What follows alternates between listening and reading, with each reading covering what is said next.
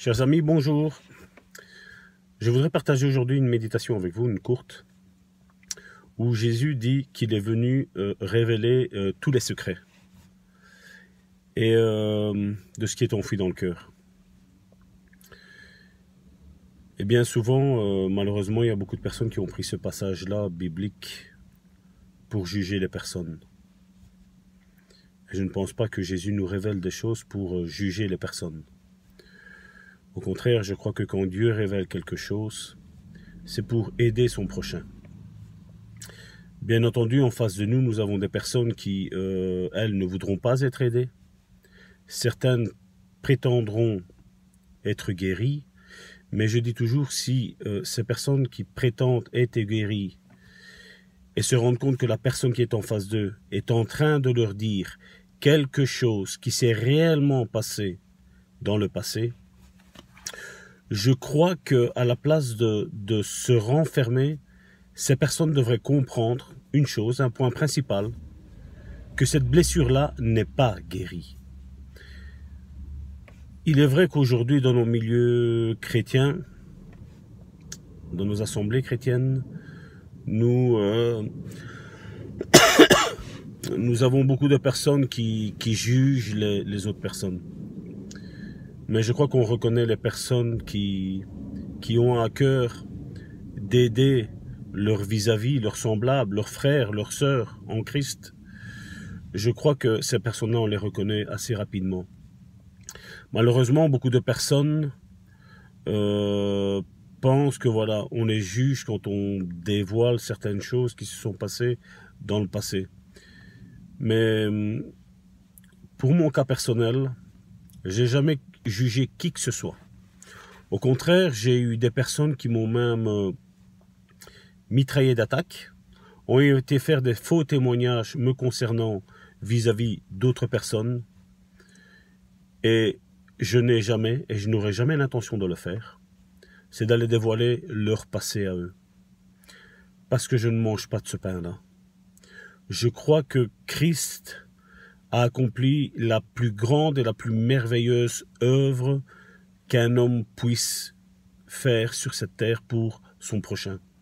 Et je crois que quand on travaille comme je le fais dans ce ministère de relations d'aide pour le corps de Christ, malheureusement aujourd'hui j'ai dû prendre des décisions où je ne cours plus aider les personnes qui sont en dehors de notre communauté. Pour la simple et bonne raison que généralement je me suis rendu compte que nous avons effectué un travail, Dieu a répondu, Dieu a guéri, Dieu a restauré, et puis leurs propres pasteurs, leurs propres anciens, les fidèles de l'église où il est, ont détruit tout le travail qui a été fait. Excusez-moi pour cette toux.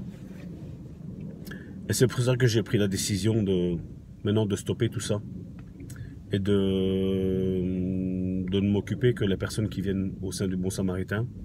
Pour les personnes qui sont à l'étranger, je les aide, mais celles qui sont dans un cercle, je vais dire, raisonnable, je vais dire 40 km pour aller dans une église, je pense qu'aujourd'hui, avec les moyens que nous avons, ce n'est plus grand-chose.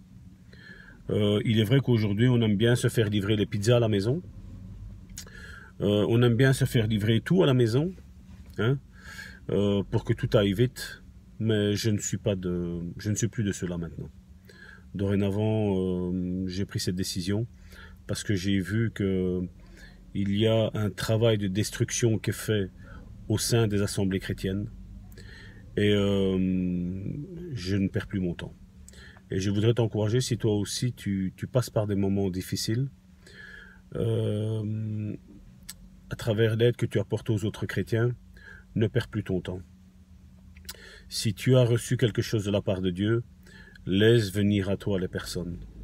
Mais ne cours plus après les personnes. Je ne fais plus ce travail-là. Je l'ai fait pendant un temps. Comme je dis, la vie est faite d'erreurs. Et si on commet toujours les mêmes erreurs, on n'avance pas.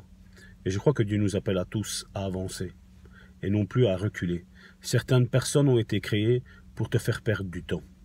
Et ces personnes-là, il n'en faut pas. Comme je le disais récemment, il y a une personne que j'ai voulu aider. C'est vrai, mon dernier mail que je lui avais envoyé était un petit peu dur. Je ne voulais pas l'envoyer, mais le Saint-Esprit m'y poussait pour faire réaliser à cette personne-là que ce n'était pas pour la juger, que je savais ce qui se passait dans sa vie, ou ce qui s'est passé dans sa vie. Et je disais à cette personne-là, ne passe pas du statut, d'un certain statut où tu es victime, à passer à un statut où tu vas devenir cette personne qui va toi aussi faire du mal aux autres personnes. Maintenant, comme je dis, chacun est libre de recevoir sa guérison. Celui qui la veut, elle est là. Celui qui ne la veut pas, marche comme tu veux le marcher. Mais le problème, c'est que si Dieu révèle une chose, c'est que cette chose-là n'est pas guérie. Et je sais que c'est difficile. Je sais que c'est très très difficile de penser qu'on est guéri dans un certain domaine et que pour finir, on ne l'est pas. Donc voilà. Ce que je voulais juste dire, c'est ça ma pensée. Dieu est venu révéler les secrets en vue d'une guérison. Une guérison intérieure. C'est la chose la plus importante qu'il y a aujourd'hui au sein de nos milieux chrétiens évangéliques. C'est ce qu'il faut rechercher.